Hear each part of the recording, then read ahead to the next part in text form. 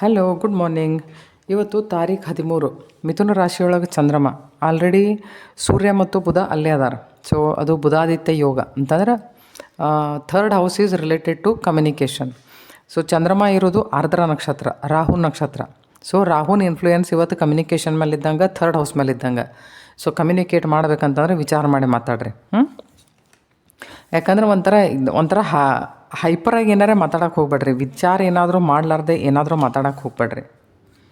Okay, ನೋಡಿರಿ, ಈ ಕಾರ್ಡ್ಗಳನ್ನು ಮೂರು ಬೇರೆ ಬೇರೆ ರೀತಿಯಿಂದ ನೀವು ಓದಿದ್ರೆ ಏನಾದರೂ ಹೊಸ ಅದನ್ನು ಕ್ರಿಯೇಟ್ ಮಾಡೋದ್ರ ಸಲುವಾಗಿ, ಅದು ಯಾವುದೇ ಇರ್ಬೋದು, ಪ್ರೊಫೆಷನ್ ಇರ್ಬೋದು, ಕರಿಯರ್ ಇರ್ಬೋದು, ಬಿಸ್ನೆಸ್ ಇರ್ಬೋದು, ಎದರೊಳಗರೆ ಹೊಸದು ಏನಾದರೂ ಇವತ್ತು ಮಾಡುವಂಗೆ ಕಾಣ್ತೀರಿ.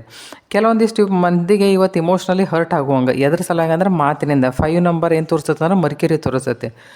3ನೇ ಮನೆ ಏನು ತೋರಿಸ್ತೈತಿ, ನೇಬರ್ಸ್ ತೋರಿಸ್ತೈತಿ, ಸಿಬ್ಲಿಂಗ್ ತೋರಿಸ್ತೈತಿ, ಫ್ರೆಂಡ್ಸ್ ತೋರಿಸ್ತೈತಿ. ನೀವು ಯಾರ ಜೋಡಿ ಇವತ್ತು ಕಮ್ಯುನಿಕೇಟ್ ಮಾಡ್ತಿರಲ್ಲ ಅವ್ರನ್ನ ಇವತ್ತು ಅದು ಇಂಡಿಕೇಟ್ ಮಾಡ್ತೈತಿ.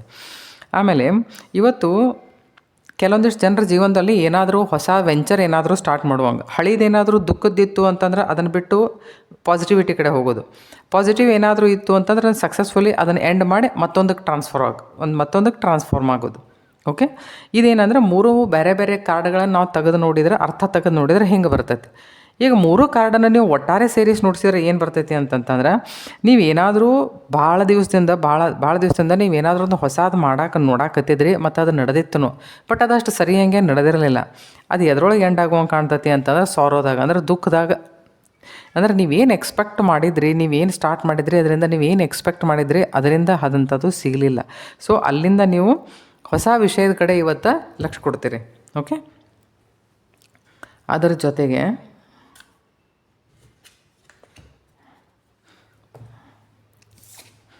ನೋಡ್ರಿ, ಇಲ್ಲಿ ಏನು ಹೇಳ್ತಾರೆ, meditation is a best remedy ಅಂತ.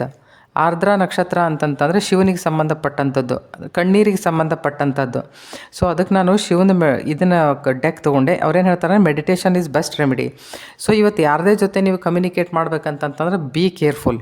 ಓಕೆ, ಯಾಕಂತಂದ್ರೆ ಒಂಥರ ಇಮೋಷ್ನಲ್ ರಿಲೇಷನ್ಶಿಪ್ದೊಳಗೆ ನೀವು ಒಂಥರ ವಕೀಲರಂಗೆ ಇವತ್ತು ಮಾತಾಡೋಕೆ ಹೋದ್ರಿ ಅಂತಂತಂದ್ರೆ ಅದು ಯಾರಿಗಾದರೂ ಹರ್ಟ್ ಮಾಡೋ ಚಾನ್ಸಸ್ ಇರ್ತಾವೆ. So you be careful when you communicate.